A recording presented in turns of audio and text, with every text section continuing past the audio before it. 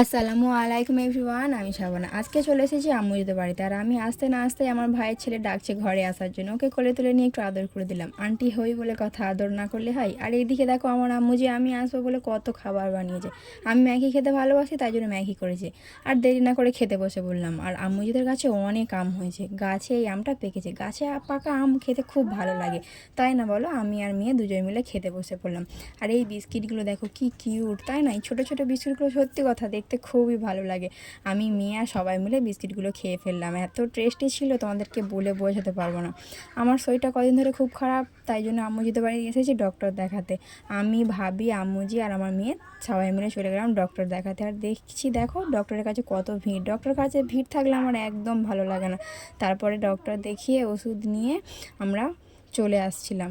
আর আম্মুজিদের বাড়িতে যাইনি, কারণ সন্ধ্যা হয়ে যাচ্ছে, তাই জন্য সোজা বাড়ি ফিরে এলাম। বাই বাই বন্ধুরা, আমার ভিডিওটা ভালো লাগলে আমার চ্যানেলটা সাবস্ক্রাইব করো।